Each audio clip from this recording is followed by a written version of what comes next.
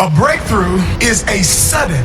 It's a sudden, dramatic. This isn't something he just does quickly. It's something he does dramatically, drastically. This isn't a mediocre move. This isn't something that can be attributed to any other individual besides an eternal, omnipotent, omniscient God. He says, what I'm gonna do when I give you breakthrough is the difference is so radical. Not only are other people confused, you confused. It is a sudden, dramatic advancement. That's a quantum leap. Did you hear what I just said? God doesn't just order your steps. God orchestrates your leaps. And I told you, when you're a person of faith, every year can be a leap year. This is my year of upgrade. I'm not stepping this year. It take me too long. I'm leaping. It's sudden, dramatic advancement. So breakthrough isn't just when God changes a thing. It is also when God changes me.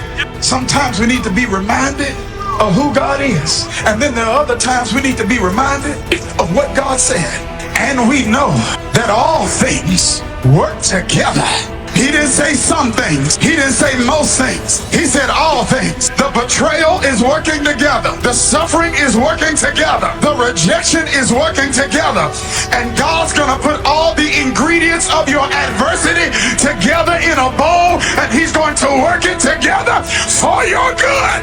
I don't know who I'm preaching to. I'm expecting that God's about to send a blessing with my name on it. I'm expecting that what the devil meant for evil, God's getting ready to turn it around for my good. I can tell what you expecting by how you praise him. Because if you got little praise, that means you got little expectation.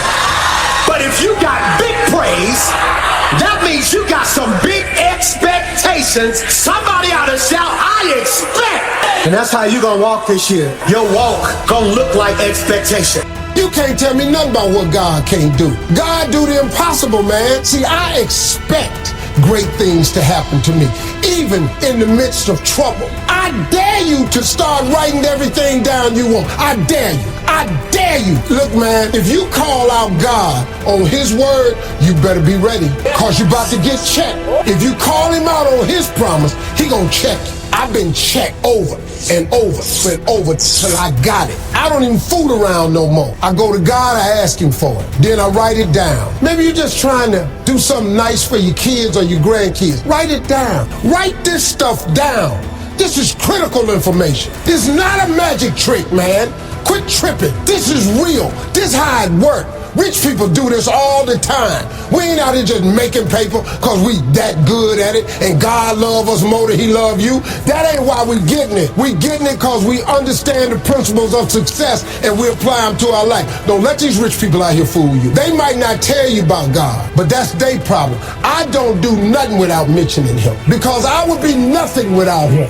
I'm awash without the Lord. Do you hear me? I'm nothing without him. I'd still be living in the car if it wasn't for him. But he came and he got me because I kept asking him over and over and over and over. I dare you to go home and call him on his word.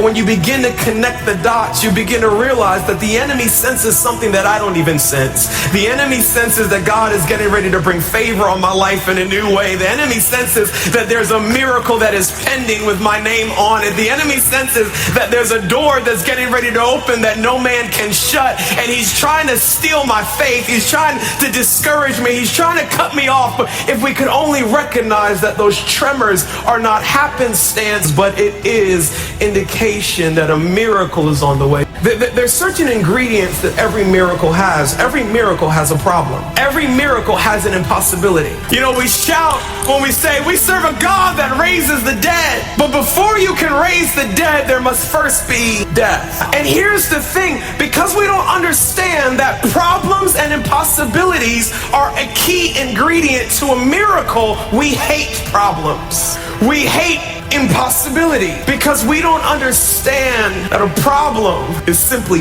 bait to to bring the supernatural power of God in my life. Because the greater problems that I have, the more miracles I can find in my life. Every miracle has opposition. There's a time when all signs are pointing the opposite of the miracle that I'm believing. Hear me. If I don't know that a miracle requires a problem, I'm going to be depressed when I'm going through problems. But when I understand that a miracle requires a problem, when problems come into my life, I get excited because I know that in the midst of this problem, there's a miracle that's pending, that's coming. I won't get discouraged when nothing I see looks like what I'm believing for is going to come to pass. Because I understand that I live by faith and not by sight. Sight doesn't produce miracles, faith does.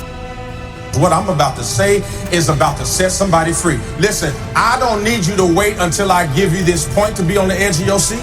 God told me to tell you, fret not thyself because of evildoers, Psalms 37, for they shall soon be cut down.